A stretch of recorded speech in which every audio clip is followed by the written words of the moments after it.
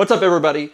So behind me here, I have the very first woodworking project I ever did that incorporated epoxy into it. Or, well, that's not quite true. So down here in what I like to call my drawer of shame, I have my true first epoxy project. So when I was doing this one, I poured the epoxy too thick. The epoxy ended up boiling as it dried, and I had to completely start over. So that clock you see out there is actually my second epoxy project, and this one is the first. Not sure why exactly I decided to keep this thing, but I'm glad I did because it's a good prop for this video. I've had a design for a coffee table in my mind for a little while that's inspired by this clock. But because of my first experience with the epoxy, I was a little reticent to attempt it. I didn't want to go to all the effort of building a table only to have it fail at the last minute because I screwed up the pour somehow. That's why when Ecopoxy got in touch with me and they asked me if I wanted to try out their new FlowCast system, which is an epoxy specifically made for deep pours, I jumped at the opportunity. They shipped me out a box and I came up with this.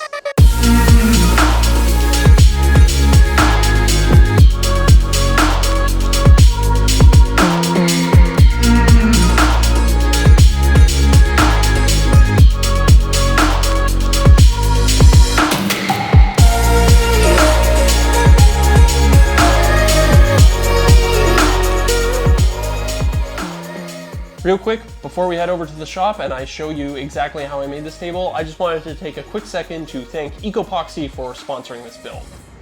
All right, let's go build us a table. Here next to me, I have all of the raw timber that we're gonna need for this project.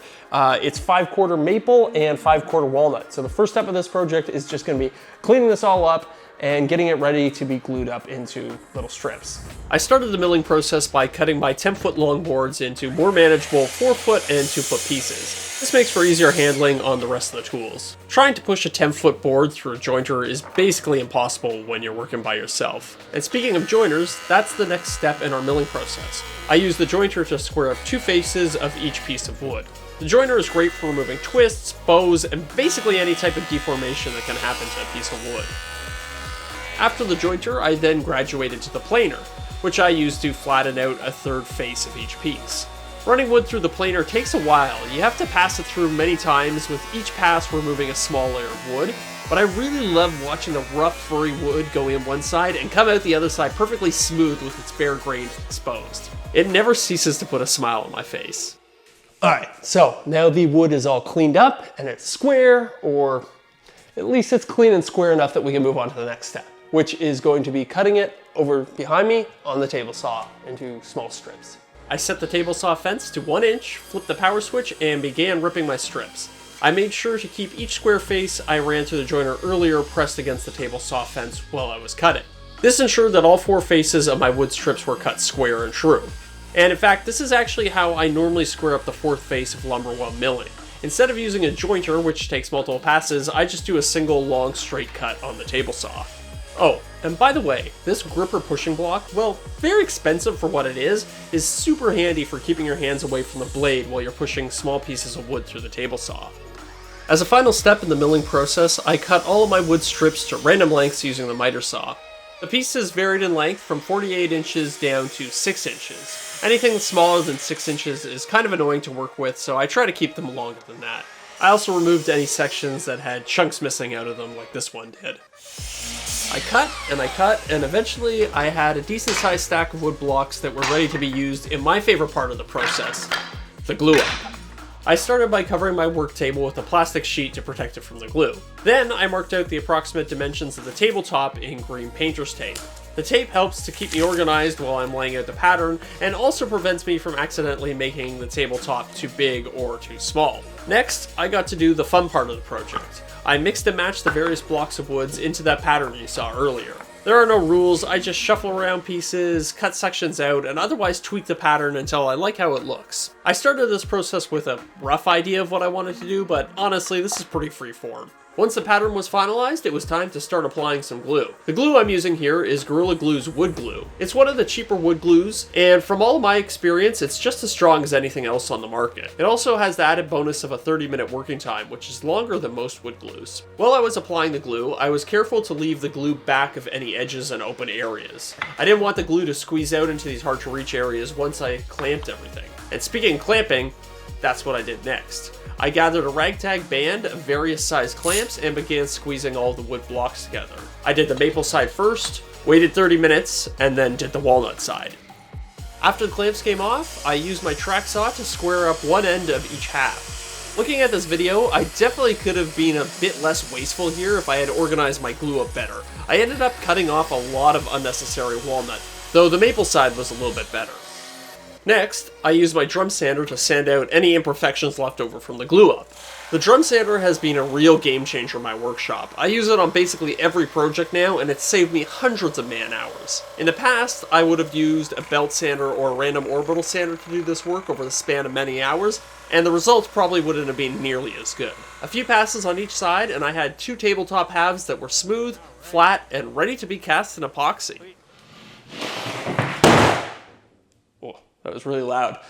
So I am now going to make the form for the epoxy mold out of this sheet of melamine that I just bought. I started by marking out my lines, and then it was time for the track saw to do a little bit more work. I cut the 4x8 sheet of melamine into two pieces. One I set aside to be the base of the form, and the other I took over to the table saw and started ripping into 3-inch wide strips. These strips would then be the walls of my form. Then it was assembly time. This process was pretty straightforward. I started by screwing two walls along the outside edge of my base. I made sure to pilot and countersink all of my screw holes prior to screwing because melamine is really soft and blows out easily if you aren't careful.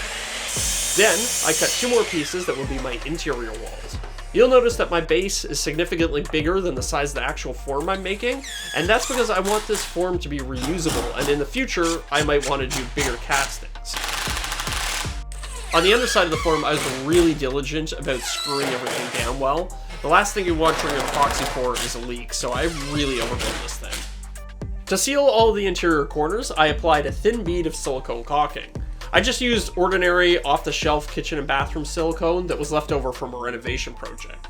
Really, the only thing to note here is that you want to be diligent and make sure that you cover every possible gap that epoxy can leak out of. After the silicone had dried, it was time to apply my secret weapon, Sawnite wax. Sawnite wax is a releasing wax that will prevent the epoxy from sticking to my form. I've tried using other products in the past like tuck tape, but this Sawnite wax works much better. It makes way less mess and it's significantly cheaper. It's the key to making this whole form reusable. After I brushed it on, I let it sit for 30 minutes until it dried, and then I buffed off the excess. Alright, that is it. Our mold's prepped and we are ready to go. I grabbed the two halves of my tabletop and gently laid them down into the form. Once they were in position, I used a couple of offcuts to set the spacing between them. This ensured that the rows of my two halves would line up. Because wood has a tendency to float in epoxy, I clamped down 3 of the 4 corners using some F-clamps. In the 4th corner, I couldn't fit an F-clamp, so I had to settle for a block of wood with 2 paving stones stacked on top of it. In order to calculate how much epoxy I needed, I broke things down into a per linear inch measurement. For every linear inch of negative space I had in my tabletop, I needed 20 milliliters of epoxy. We just love mixing imperial and metric measurements. Okay, so I crunched the numbers, and we are going to need to mix 6 liters of epoxy for this project, which includes a little bit of extra because honestly, you want to mix too much epoxy rather than too little and have to mix more in the middle of a pour. Okay, so confession time. I'm feeling very nervous right now. The last time I did an epoxy project, I ended up pouring it too deep and the epoxy boiled and I completely ruined the project and I had to start all over again. So I'm feeling very nervous right now before pouring this one. That being said, the FlowCast epoxy is much more tolerant of being poured thick, so it should be a lot more user-friendly and is probably a better choice for any beginner epoxy workers, epoxyists? Let's go with epoxyists. Okay, wish me luck. Let's pour this thing.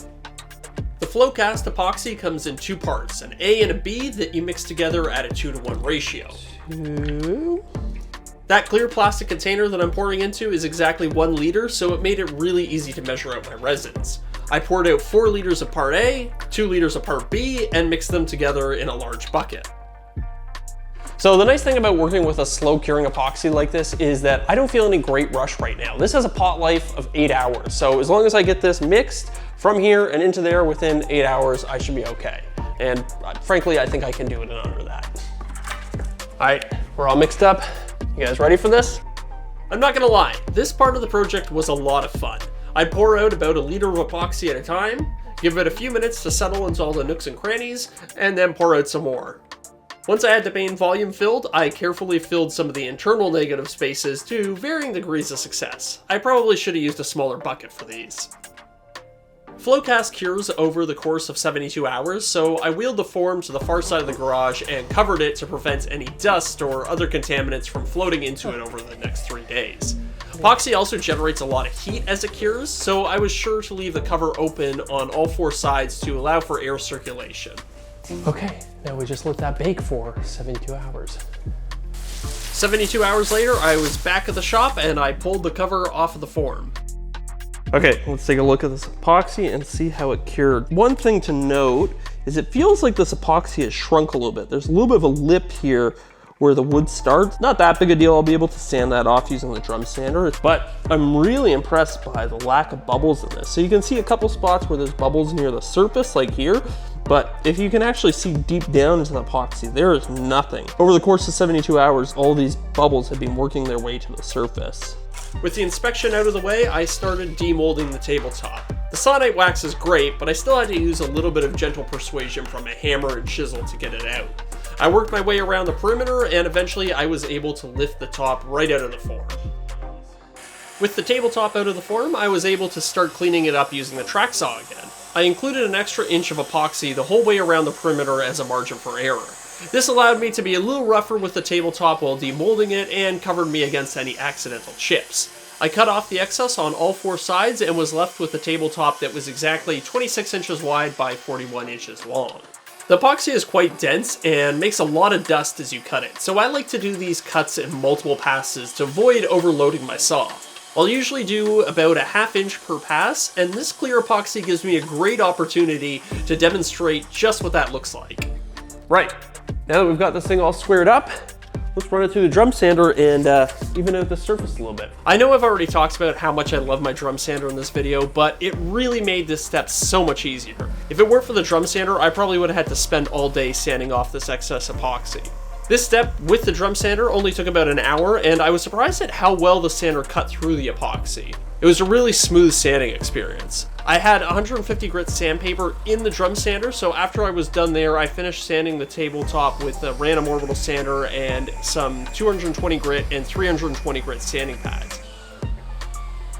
I even took a little bit of extra time at the end and wet sanded the clear epoxy up to 1,500 grit. Though, given the finish I chose, this step may have been a little unnecessary. On the last few projects I've done, I've used a lot of roundovers on the corners, but on this one I wanted it to feel a bit more angular and geometric, so I decided to use a chamfer bit instead. I loaded up a 45° 7/16 chamfer bit into my trim router, and I cut all 4 sides on the bottom of the table, creating a nice angled reveal. I'm used to my trim router making a lot of dust, but I couldn't believe the amount of confetti that this bit made when it hit the epoxy sections. That was a fun little surprise.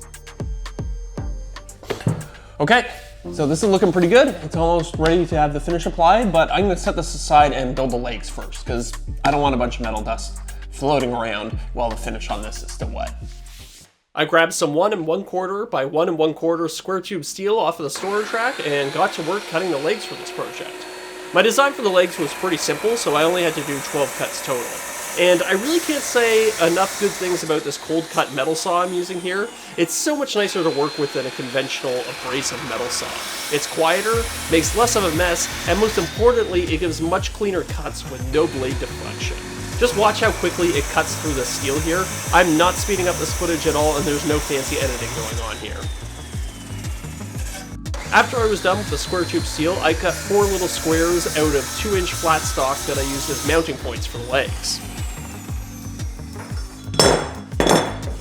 Now that everything's cut, let's transform this workshop into a welding workshop.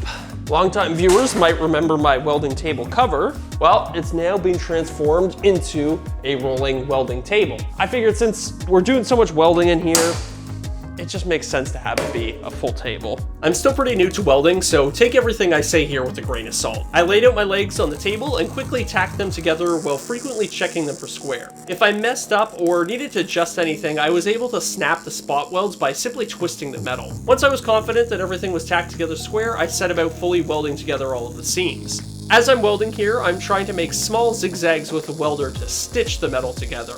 But as a beginner welder, honestly, I just try to focus on making sure I lay down a good thick bead, even if it's pretty ugly. I can always remove excess material afterwards using the angle grinder. And boy did I ever have to use that angle grinder. I spent a good hour behind the shop grinding away at my welds until everything looked nice and smooth. I've recently switched away from using grinding discs and started using abrasive flat paddle discs. They seem to cut just as quickly, but they leave the metal looking polished and smooth when you're done, which is a lot more than I can say for the old grinding discs.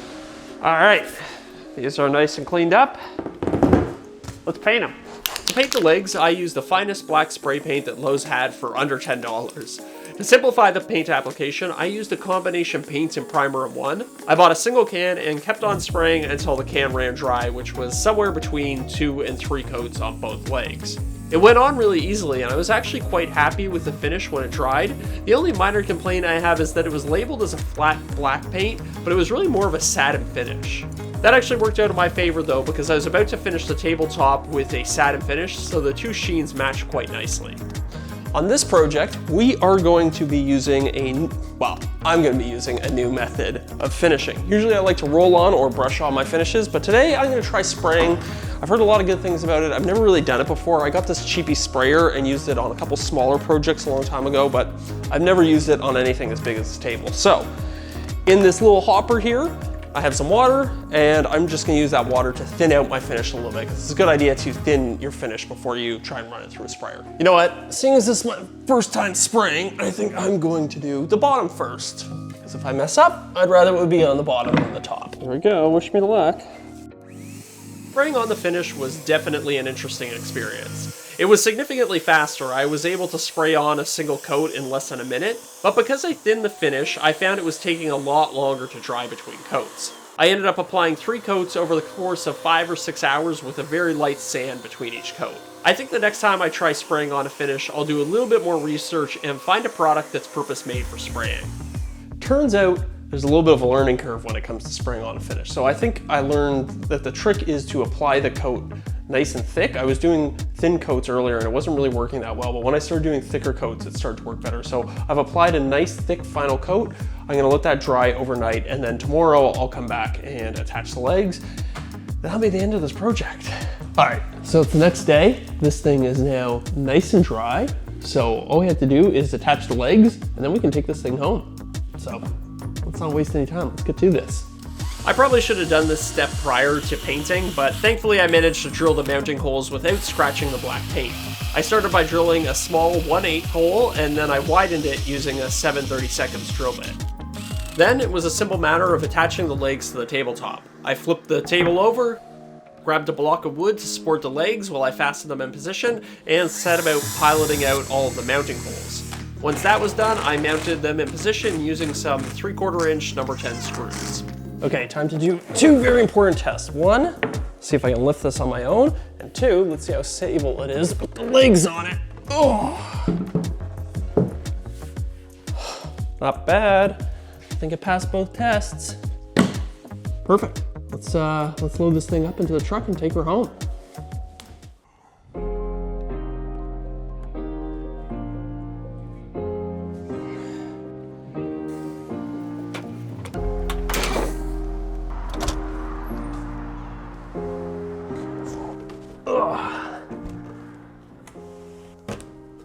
All right, everybody, that's it for this project. So thank you so much for watching, and big thank you to Ecopoxy for sponsoring this build. Their FlowCast epoxy was an absolute pleasure to use, and it's by far the best epoxy that I've used yet. I even have enough left over for a couple projects after this one, so stay tuned for that. And seeing as I said stay tuned, I think that is a great segue into my usual plea at the end of these videos. If you enjoyed this project and you would like to support my channel, the absolute best thing you can do is just hit that subscription button. And if you're already subscribed, give it a thumbs up.